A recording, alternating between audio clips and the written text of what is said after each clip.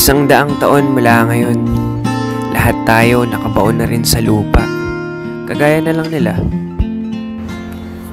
Lahat ng mga bagay na naipundar natin at pinaghirapan ay iba na nagmamay-ari. Mga bagong henerasyon na ang nagpapatakbo, naglalakad at sumasabay sa pag-ikot ng mundo.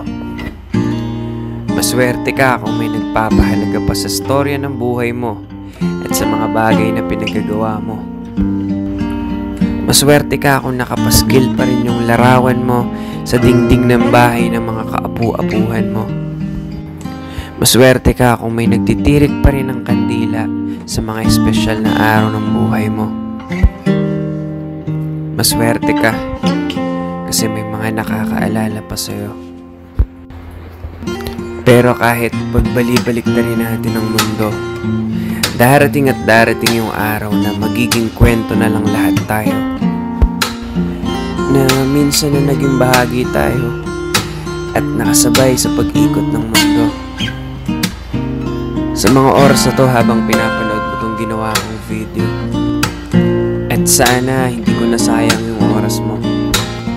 Kasi bawat oras natin dito sa mundo ay mahalaga.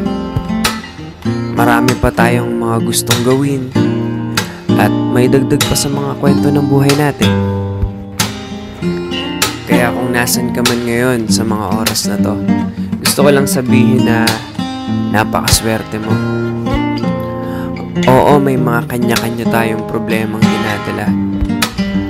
Pero isipin mo na lang, paano na lang kaya tong mga taong nasa paligid ko? Bawat isa sa kanila wala nang kakayang gawin yung mga bagay na sana ginawa nila nung nabubuhay pa sila. Kaya kahit pa nagkakamalas-malas ka ngayon, ano man yung hamon na hinaharap mo, maswerte ka kasi marami ka pang pagkakataon na madagdagan yung kwento ng buhay mo. Kaya bangon ka na ulit dyan at huwag nang magmukmuk. Pahihiramin ulit kita ng Crayola para makatulong. Sabay nating kulayan yung mga bakanting pahina ng buhay natin. Maraming salamat po sa pakikinig.